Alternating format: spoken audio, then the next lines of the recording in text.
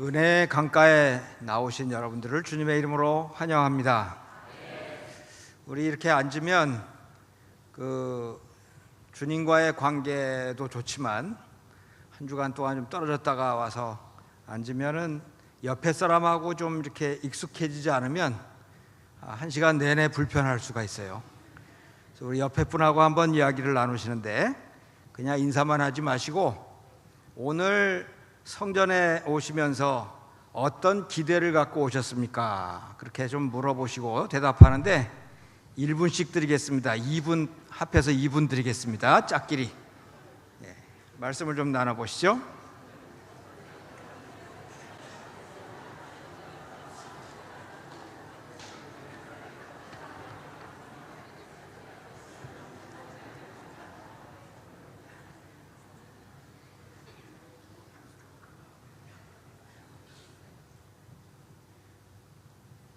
(30초도) 안 됐는데 조용해지셨어요. 우리 이렇게 이야기하는 거에 익숙하지 않은 것 같습니다. 네, 잠깐 소개해 주신 대로 저는 서초교회 2018년도부터 협동 목사가 돼서 이제 한 달에 한 2번 정도 예배에 꼬박꼬박 참여하고 있습니다. 제 집이 세종시에 있는데 날마다 예배 드리러 오면서 얼마나 벅찬 기대를 갖고 오는지 모릅니다. 날마다 예배 드릴 때마다 감격이고 축복을 느낄 수가 있었습니다. 제가 협동목사 되기 전에 2년 반 전에 2016년 1월에 우리 쿰 리더 워크숍을 5층 식당에서 가진 적이 있어요. 그때 제가 와서 진행을 했었는데 혹시 기억하고 계시는 분 계실지 모르겠습니다. 저는 한국 코칭 선교회라고 하는 아까 말씀해 주신 대로 우리 교단의 한국 코칭 선교회라고 하는 선교 단체를 이끌고 있습니다. 코칭이라고 혹시 들어보셨는지요?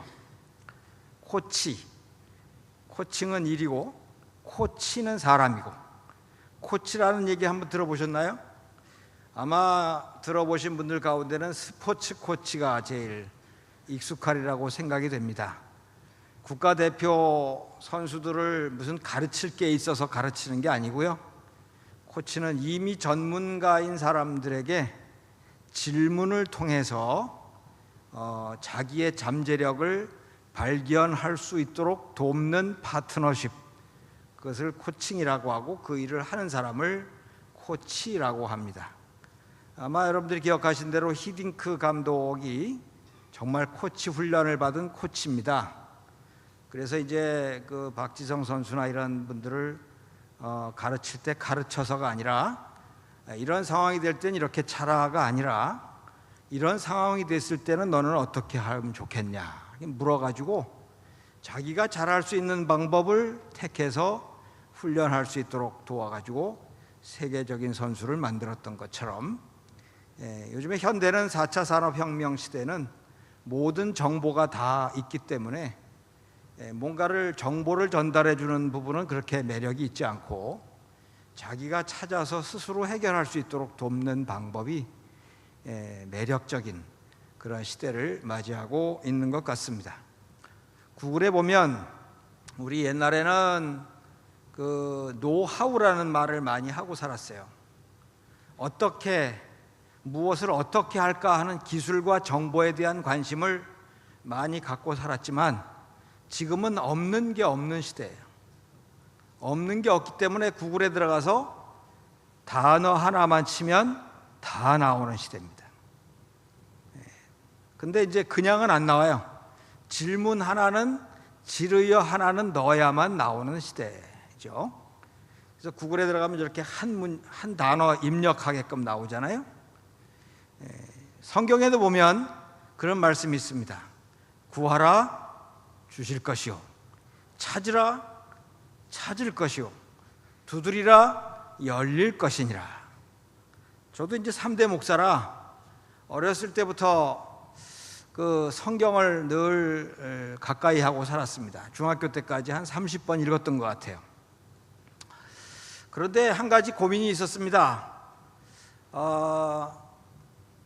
보통 일반적으로 이제 주일날 교회 오면서 성도들은 오늘 교회 갈 때 날씨가 좋게 해주세요. 그래서 와서 예배 마음껏 드리게 해주세요. 기도할 텐데 가만히 보니까 권사님 중에 우산 장사 하시는 분이 계셔. 그분은 오늘 비가 오게 해주세요. 이렇게 기도할 건데 하나님 참 곤란하시겠다. 그런 생각을 어릴 때 했었습니다. 근데 나중에 그 성경을 보니까 영어 성경만 봐도 구하라고 하는 말이 떼쓰다는 뜻이 아니었어요. 떼쓰다라고 하는 게 아니고 질문하다라는 뜻이었습니다.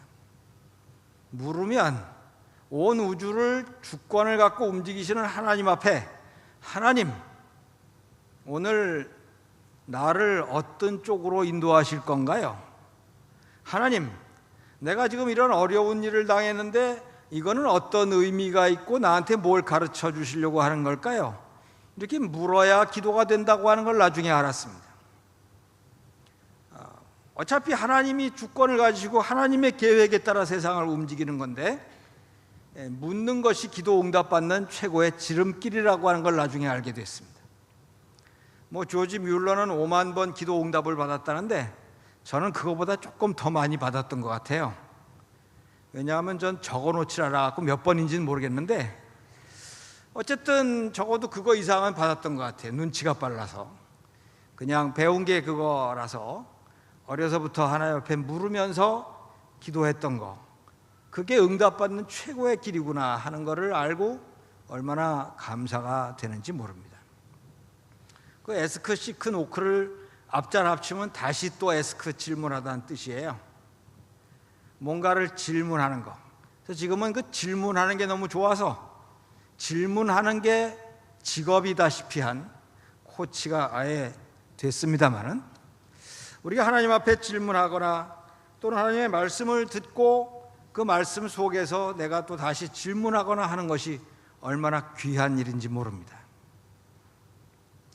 조금 아까도 이제 옆에 분한테 질문하라고 말씀드렸는데 그 30초 만에 끝나는 걸 보니까 그만큼 우리가 질문하고 대답하는 일에 우리 문화가 익숙하지 않았던 것 같습니다. 자꾸 질문하는 것이 우리 습관이 되고, 또 그래야만 내가 이미 알고 있고 내가 이미 신념처럼 알고 있는 그런 생각을 벗어나서 좀 더 창의적이고 좀 더 확장할 수 있는 그런 가능성의 세계가 열려진다고 하는 것은 질문할 때만 나타난다라고 하는 것입니다. 젊은 사람들이 제일 싫어하는 말 중에 하나가 답정너라고 하는 말 혹시 들어보셨나요?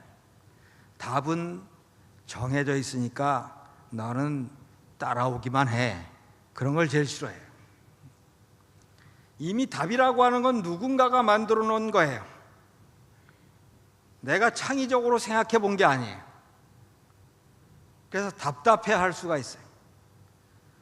뭔가 새롭게 질문을 던져주면 새로 생각해 보고 또 새로운 그 관점을 한번 떠올려 보고 할 수 있는 가능성의 세계가 열리게 된다는 거죠. 앞으로 15년 정도만 지나면 4차 산업혁명이라는 말을 유행시킨 다보스 포럼의 말들의 그런 학자들의 의견을 따르면 한 15년 뒤에는 지금 가지고 있는 직업의 65%가 사라진다고 하는 것입니다. 우리 자녀들을 어떻게 가르치겠습니까?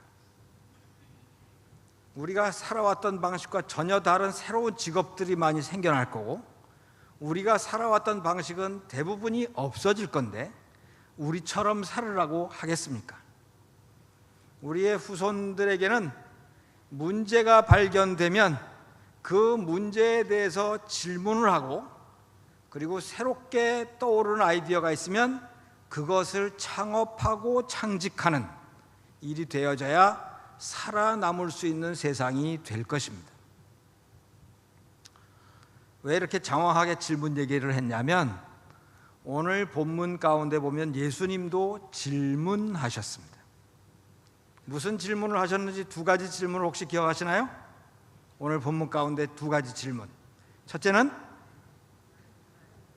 사람들이 인자를 누구라 하더냐. 대놓고 아까 여러분들이 30초 만에 끝난 이유가 뭐냐면 바로 훅 들어갔잖아요. 당신 무슨 기대 갖고 왔어? 바로 들어가면 대답하기가 좀 당황스러울 수 있어요. 예수님은 바로 넌 어떻게 생각해? 라고 물어보지 않고 주변에 네가 만나는 주변 사람들이 인자를 뭐라고 말하되, 그리고 주변서부터 조금 자기 자신으로 축소시켜서 몰아가는 방식으로 질문을 하셨어요. 사람들이 인자를 누구라 하되 뭐라고 대답했을까요? 마지막 선지자라고 여겼던 세례 요한이라고 합디다. 그리고 옛날에 유명했던 엘리야 선지자 같은 능력이 많은 분이라고 합디다. 예레미야 같은 눈물의 선지자라고 합디다. 아니면 다른 여러 선지자들 중에 한 사람이라고 합디다라고 대답을 했습니다. 대답을 잘하는 걸 보시고 주님은 다시 한번 질문을 합니다. 남들이 뭐라고 하는가는 중요하지 않다. 너희는 나를 누구라고 하느냐? 너희는 나를 누구라고 하느냐? 그때 이제 깨닫기를 아주 잘하는 베드로가 대답을 하죠. 주는 뭐라 그랬습니까? 그리스도시요 살아계신 하나님의 아들이십니다. 옛날에 십자가에서 돌아가셔서 추모 2000주년을 지내야 되는 그런 분이 아니라 살아계신 하나님의 아들이십니다. 주는 그리스도십니다. 그 대답이 어디서 나왔겠습니까? 그리스도라고 하는 말은 기름 부음을 받은 자라는 뜻입니다. 구약시대의 기름 부음은 어떤 사람들에게 기름을 부었을까요? 기름 부음은 누구누구한테 기름을 부었을까요? 왕한테 기름 붓고, 또 선지자한테 기름 붓고, 제사장한테 기름 붓고. 제사장이 하는 역할은 뭔가요? 제사장은 사람들이 죄를 지으면 그 죄를 대신해서 짐승의 뿔에 손을 얹고 안수를 해서 내 죄를 이 짐승에게 전가합니다. 그런 의식을 거쳐서 내가 지은 죄가 지금 이놈한테 갔으니까 이젠 이놈만 대가를 치르면 되는 거죠. 그래서 그 짐승을 제단에 놓고 불을 질러서 태워서 죽으면 내가 죄 지어서 죽을 걸 대신해서 이 짐승이 대신 죽어줌으로 나는 의롭다함을 얻는, 그것을 대신 역할을 하는, 그 일을 대신하는 제사장의 역할을 예수님께서 십자가에서 하셨습니다. 단번에. 예수님께서 우리를 위해서 십자가에 죽으신 것은 우리가 부자 되게 하기 위해서 죽으신 것이 아닙니다. 물론 절대 그렇게 되면 안 된다고 죽으신 것도 물론 아니죠. 예수님께서 십자가에 죽으신 것은 우리의 건강을 위해서 죽으신 것도 아닙니다. 물론 절대 건강해서는 안 된다고 하신 것도 아닙니다. 무엇 때문에 죽으신 거죠? 우리의 허물을 위해서, 우리의 죄악을 위해서 죽으셨다고 하는 것은 어떤 의미입니까? 마치 엄마가 아이를 키우면서 똥 싸고 오줌 싸고 넘어지고 자빠지고 시끄럽게 울음을 터뜨리고 이것저것 문제를 일으키고 물건 다 떨어뜨리고 깨트리고, 그럼에도 불구하고 끊임없이 까꿍까꿍 하면서 인정해주고 지지해주고 힘을 실어주고 했던 그 힘을 힘입어서 오늘 우리가 이 자리에 와 있는 것처럼, 주님은 우리의 연약함, 우리의 허물, 우리의 죄악, 우리의 실수, 그 모든 것들을 다 도말하시고 우리를 위해서 너는 최고다, 너는 하나님의 자녀다, 우리 옆에 분들한테 이런 인사는 쉽게 할 수 있죠? 왕자님, 제가 뭘 도와드릴까요? 공주님, 제가 뭘 도와드릴까요? 인사 좀 약간 나누시죠.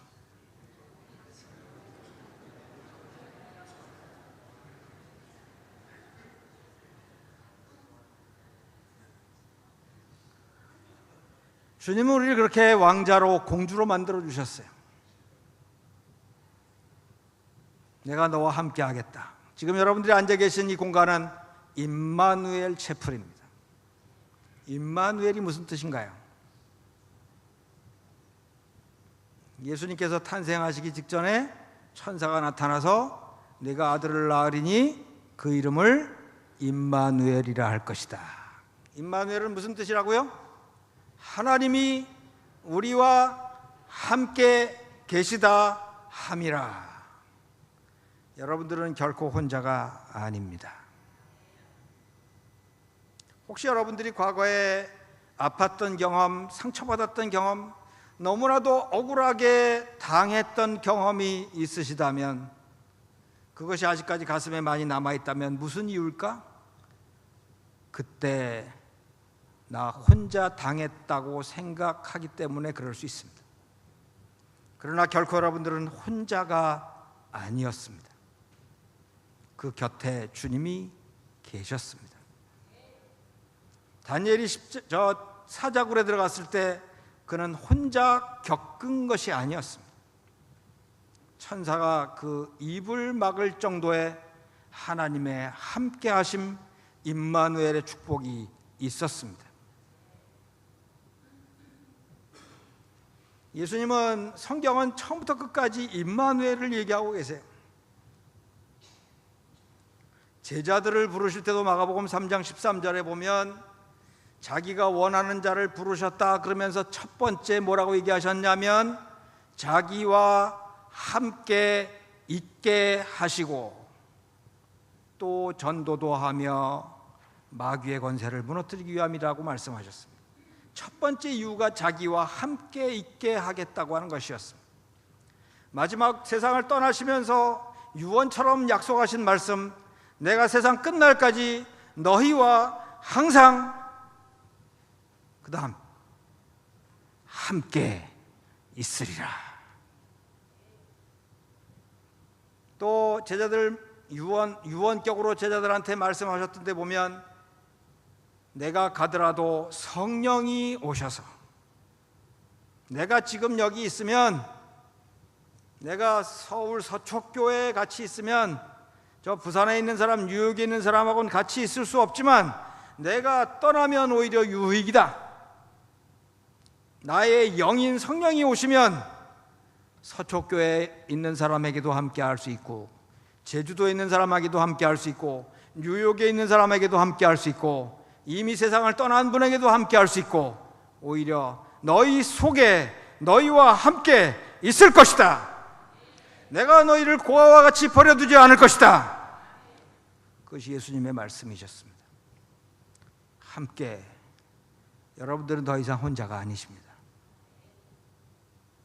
세상에서는 때로는 혼자인 것처럼 느껴질 때가 있지만, 그래서 사람들은 때로는 너무나도 힘들고 외로워서 자기 목숨을 자기 손으로 끊기도 하는 자살 1위의 국가가 되었습니다만, 결코 믿는 사람에게는 혼자가 아니라 내가 어떤 잘못이 있어도, 내가 어떤 실수가 있어도, 제일 힘들 때는 다른 사람이 나한테 뭐라고 할 때가 아니라 작은 거지만 내가 실수했을 때가 제일 힘든 거예요. 근데 그 모든 것들을 주님이 도말하셨다고 하는 십자가의 은혜, 이 은혜의 강가에 오신 여러분들을 다시 한번 주님의 이름으로 환영합니다. 두 번째, 선지자라고 하는 것은 아담과 하와 이후로 하나님을 떠났습니다. 하나님이 우리를 버렸다고, 내가 잘못했기 때문에 우리를 버렸다고 생각했습니다. 그래서 하나님 앞에서 얼굴 앞에 나타나지 못하고 숨었었습니다. 숨어 지내는 존재일 수밖에 없었습니다. 그럴 때 정말 깨달음이 있었던 선지자들이 계속 일어나서 하나님이 여러분들을 버린 게 절대 아니야, 하나님은 지금도 너희를 찾고 있어. 하나님 앞에 돌아오면 돼. 끊임없이 외치던 사람들이 선지자들이었습니다. 그런데 그 말이 뭔지 알아듣지 못하는 사람들은 들은 척하지 않았습니다. 아, 세상이 인과응보지. 그런 게 어딨어. 내가 잘못했으면 버림받는 게 마땅하지. 굉장히 정의로운 것처럼 생각하면서 대부분의 사람들은 지냈습니다. 그 말을 못 알아들으니까 예수님이 사람이 돼서 직접 말 통하는 세상에 와서 직접 보여주시기를 작정하고 오셨습니다. 그리고 가장 자기 생각이 많지 않은 사람들을 제자로 택해서 그들과 함께 3년을 보내시면서 하나님의 생각이라는 건 이런 것들이야 라고 몸으로 전수시켜 주셨습니다. 그리고 묻습니다. 너희는 나를 누구라고 하느냐? 이스라엘 사람들이 평생 동안 정말 압박과 서름 속에서 온갖 강대국들 틈바구니에서 고통당하면서 메시아여 한번 와주십시오. 우리를 좀 살려주십시오. 정치적으로 해방을 시켜주십시오. 그러면서 메시아를 기다렸던 바로 그 메시아 그리스도, 바로 그분이 예수님이구나라고 하는 것을 베드로는 알았습니다. 하나님을 만나게 하는 선지자이신 분이 바로 선지자 중에 선지자가 예수님이로구나 하는 걸 깨닫고 고백하게 되었습니다. 세 번째, 그리스도의 뜻은 왕입니다. 왕은 권세의 대표입니다. 권세 있는 직책입니다. 세상의 모든 권세는 무력에 의한 것입니다. 힘에 의한 논리입니다. 마키아벨리 군주론 이후에 모든 세상의 학문도 다 힘으로 이겨야 된다고 하는 것으로 다 일률적으로 되어 있습니다. 그러나 힘으로 세상을 평화롭게 만든 예는 세상의 어느 곳에서도 찾아볼 수가 없습니다. 마귀의 권세는 무력이 있고 폭력이 있는 곳에 더 날뛰게 돼 있고 더 자기 나라가 확장된다는 기쁨에 사로잡히게 되는 것입니다. 예수님의 권세는 무력에 의한, 힘에 의한 권세가 아니라 자신이 죽음으로 그 순간까지 자기를 내어주신 사랑의 힘에 의한 정복자이셨습니다. 그래서 예수님은 사랑이라고 하는 이름 하나로 세상을 아름답게 변화시켜 나가시는 대명사가 되신 것입니다. 그래서 이제 그 고백을 들은 예수님께서 베드로에게 얘기합니다. 이야, 네가 그거 안 거는 네 힘으로 안 게 아니고 하나님이 알게 해준 그 복이다. 내가 내 이름이 베드로다. 내 이름이 베드로 아니야?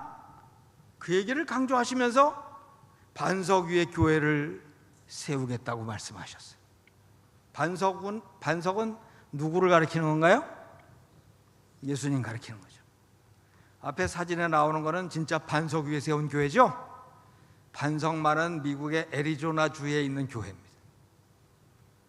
저런 반석 위에 세워지면 건물이 흔들리겠습니까? 흔들릴 이유가 없어요. 밑에가 단단하니까. 우리 인생이 모래 위에 세워지면 뭔가 쉽게 이런저런 이론과 평판에 흔들리는 삶이 되면 무너질 수밖에 없지만 어떤 경우에도 우리에게 평판을 달리하지 아니하시는 예수님의 사랑 위에 세워진 교회는 든든할 수밖에 없습니다. 예수님의 반석 되시는 예수님 위에 세워진 교회. 그러나 네 이름이 베드로 아니냐라고 물어보면서 물었던 질문 속에는 또 다른 의미가 있을 것 같습니다. 베드로가 무슨 뜻인가요? 베드로란 이름이 자갈, 반석, 그런 뜻입니다. 너가 베드로 아니냐? 너도 또 하나의 반석의 역할을 할 수 있는 사람 아니냐? 작은 반석의 역할을 할 수 있는 사람 아니냐? 바로 네가 가진 축복, 네가 가진 사명 위에 교회를 세울 것이다. 우리는 서초 교회라고 하는 공동체에 속해 있습니다만은 온 세상에 예수님의 이름으로 모이는 세계적인 온 세계 하나인 교회 속에 속해 있습니다만은 또한 여러분 한 분 한 분이 교회인 줄 믿습니다. 하나님께서 여러분들에게 주신 축복, 하나님이 여러분 각자에게 주신 은혜, 여러분 각자에게 주신 달란트, 그 모든 것들을 바탕으로 해서 여러분들의 삶의 현장에서 교회가 될 수 있겠다. 그럼 교회가 뭐냐? 교회는 바로 사람을 세우는 곳입니다.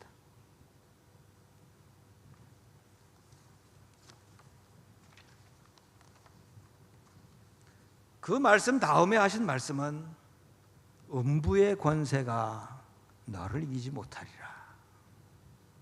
음부라고 하는 것은 당연히 지옥에 다른 말입니다. 우리가 하나님 나라에 갈 때, 이 세상의 생을 마감하게 될 때 심판에 의해서 천국에 갈 수도 있고 지옥에 갈 수도 있는 그런 지옥이기도 합니다만은 생지옥이라는 말도 있지요. 세상에서 교회 안에서 하나님의 은혜 안에서 사는 삶을 천국의 모델하우스라고 한다면 지옥의 모델하우스도 있는 거죠. 그래서 이 세상에서 사는 것도 천국처럼 살지 못하고 지옥처럼 살 수 있는 경우도 많이 있는 거죠.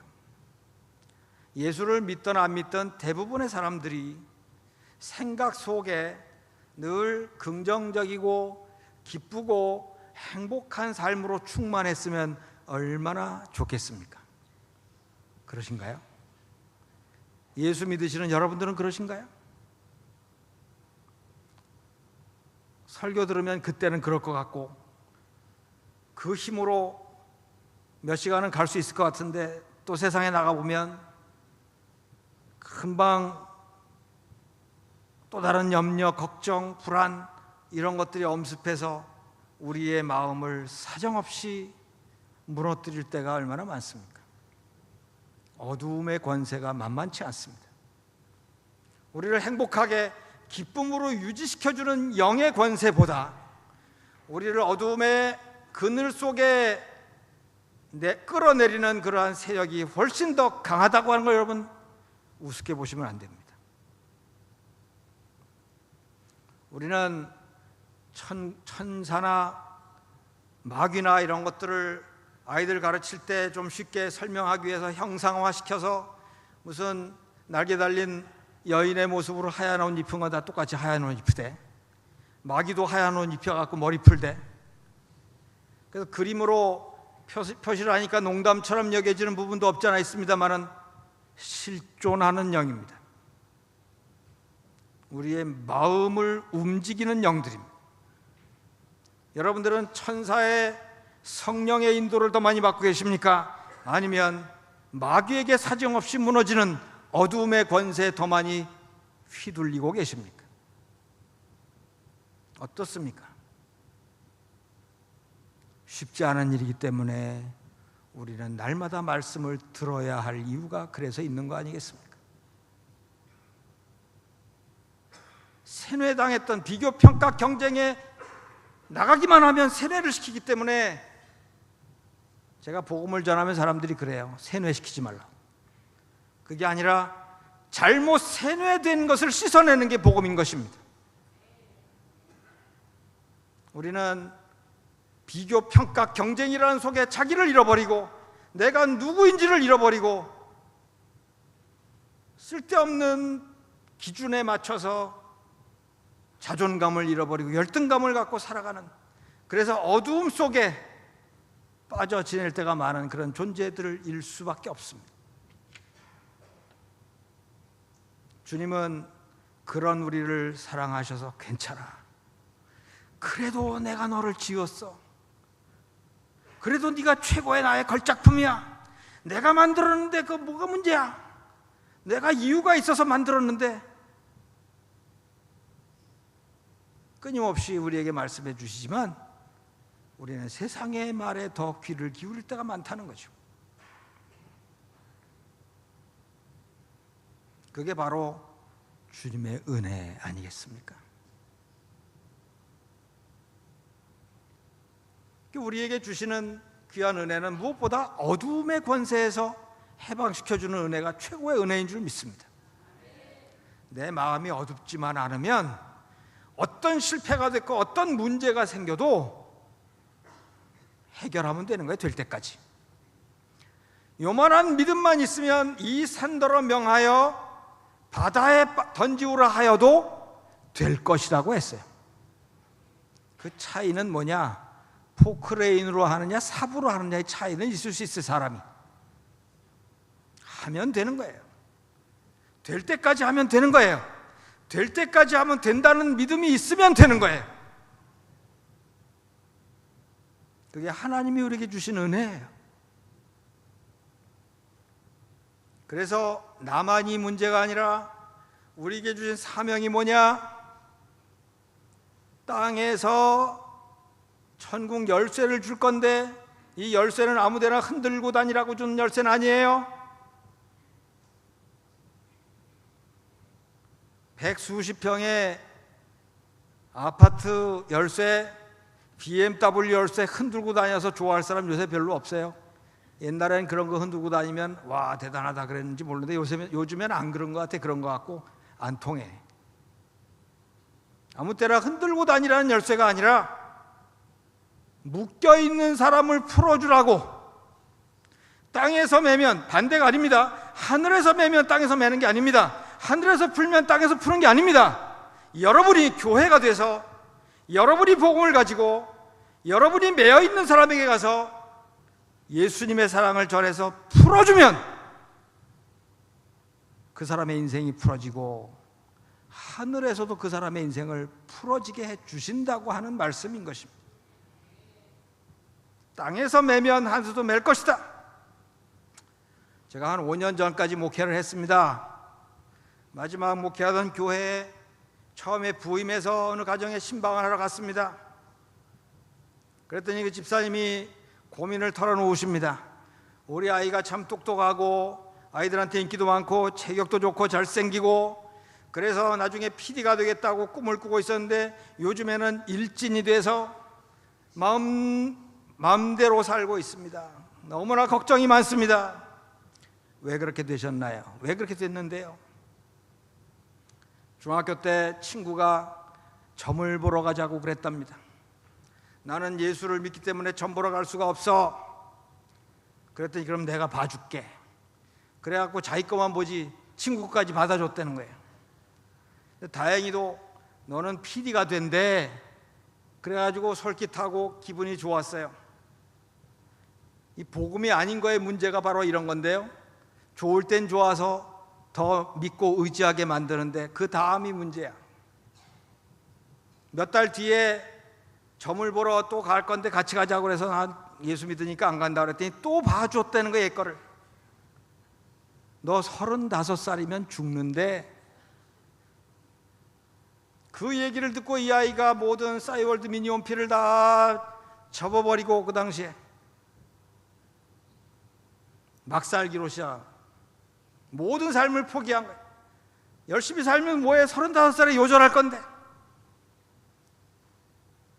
그래서 집사님 이번 주일날 학생 예배 한 번만 나오라고 하십시오. 내가 부목사님들이 하던 설교 내가 그날 할 거니까 한 번만 오라고 하십시오. 다행히 왔어요. 예수님의 이름은 모든 운명과 팔자를 꺾어버리는 하나님의 능력이요 권세라고 하는 얘기를 강하게 얘기했어요. 침 튀기면서 얘기했어요. 그런 얘기할 땐 침 튀기면서 해야 돼요. 그랬더니 이 확신의 말씀을 듣고 이 아이가 변화가 됐어요. 고등학교 3학년 때 전교 1등을 했어요. 그때부터 전도는 걔 혼자 하네요. 저 같은 등치 좋은 애들만 나와서 교회가 무시무시해졌어요. 또 한 분 어떤 권사님이 계세요. 자기 언니의 얘기를 해주시는데, 우리 언니가 어릴 때 마당에 저 길가에 앉아 있는데 어떤 사람이 지나가면서 야, 넌 내가 관상을 보니까 아이를 못 낳겠다 그러고 지나갔대. 그래서 결혼할 생각도 못하고 살다가 40이 넘어서 결혼을 했어요. 지금은 애 못 낳아도 괜찮겠지. 근데 아들 둘을 낳았어. 아들 둘 낳은 게 중요한 게 아니고, 그때서야 어릴 때 겪었던 얘기를 가족들한테 처음으로 했다는 겁니다. 처음으로 그 얘기를 했다는 거예요. 자기 혼자 소갈이 하고 있다. 여러분, 말이 얼마나 무서운 건지 아십니까? 여러분들은 자녀들한테 무슨 말을 어떻게 하고 지내십니까? 여러분들은 여러분들의 배우자에게 어떤 얘기를 하면서 지내십니까? 여러분들은 여러분의 회사 동료들이나 선후배에게 무슨 이야기를 하면서 지내십니까? 이 말이 얼마나 대단한 권세가 있는지 알고 계십니까? 그 말 한마디가, 코끼리가 어릴 때 힘없을 때 발에 묶어왔던 줄을 커서도 그 줄을 벗어나지 못한다고 하잖아요. 그림처럼. 그거를 풀어주라고, 그 묶여있던 저주의 말에서 풀어주라고 저와 여러분들을 하나님의 자녀 세우신 줄 믿습니다. 그러면 세상이 좀 좋아지지 않겠어요? 예수님께서 십자가에 못 박혀 죽으셔서 우리 죄를 용서했다고, 다 우리 죄인을 의인 만들어줬다고, 그래서 예수 믿는 사람들이 4가지가 없다고 많이들 얘기하더라고요. 4가지 아시죠? 네 자를 4자로 바꾸면. 그러나 적어도 다른 사람보다 예수 믿어서 나아지는 건 아닐지 모르지만, 인격이 하루아침에 바뀌는 게 아니니까, 적어도 그 사람의 어제보다는 오늘이, 오늘보다는 내일이 좋아질 수는 있지 않겠습니까? 그게 바로 세마포의 은혜입니다. 그냥 우리를 더럽게 더러운 옷 입혀 놔두면 이미 버린 몸, 그걸 IBM이라고도 하죠. 그러고서 막 살 텐데, 세마포를 입혀놓으니까 이 옷이 더러워질까 봐 조심하며 살게 되지 않겠습니까? 그게 바로 하나님의 전략입니다. 그게 바로 십자가의 은혜입니다. 그게 바로 하나님이 우리에게 맡겨주신 사명이라고 믿습니다. 세상에서 많은 어려움과 힘든 일이 있지만, 예수 믿는다고 해서 그런 것들이 없어지는 것도 아니지만, 거친 파도 내 앞을 가로막고 무섭게 하고 힘들게 하지만, 그 속에서도 질문하는 여러분, 하나님, 이것은 무슨 의미인가요? 오늘 대표 기도하신 권사님 기도에 저는 정말 감동받았습니다. 목사님이 설교할 때 저를 위해서 기도해 주실 때 아주 감동이 되더라고요. 목사님이 설교를 잘하게 해주십시오, 하나님의 말씀만 하게 해주십시오, 이렇게 기도를 하지 않고 그 말씀을 통해서 내가 변화받게 해주십시오, 이렇게 기도하시더라고요. 남을 바꿀 수가 없고요, 나밖에 바꿀 수가 없어요. 하나님도 이렇게 달라고 저렇게 달라고 떼써서 바꿔지지 않아요. 다만 우리는 하나님 앞에 묻는 거, 그리고 내가 변하는 것만 할 수 있습니다. 하나님 앞에 어떤 상황이 펼쳐졌더라도 이번 한 주간 거친 파도 날 향해 오더라도 주님과 함께 나를 생명 싸게 생명의 캡슐에 담아서 한없이 날아오르게 하시는, 풍선처럼 날아오르게 하시는 그런 하나님의 은혜 안에 기쁨을 누리는 여러분들 되시기를 주님의 이름으로 축원합니다. 그리고 그 은혜가 여러분들 옆에 함께하는 사람들 모두에게, 여러분들을 만나는 모든 사람에게, 모든 매어졌던 것으로부터 풀려지는 은혜가 여러분들 때문에 일어나게 돼서 여러분 개인이 교회가 되는 축복이 이 한 주간 충만하게 임하시기를 주님의 이름으로 축원합니다. 기도하겠습니다. 하나님 감사합니다. 부족하고 연약하고 죽어 마땅한 죄인을 십자가의 은혜로 살려주시고 하나님의 자녀요 하나님의 걸작품임을 다시 한번 인식하게 하시며 그 힘으로 하나님의 귀한 일을 감당하게 하시는 주님의 은혜로 인하여 감사합니다. 이 은혜를 통해서 나에게 맡겨주신 모든 영혼들, 우리 현장 속에 묶여지고 메어진 것들을 풀어주는 귀한 사명을 감당함으로 말미암아 우리가 살아가는 모든 세상이 하나님의 나라로 확장되도록 축복하여 주옵소서. 예수님의 이름으로 기도합니다. 아멘.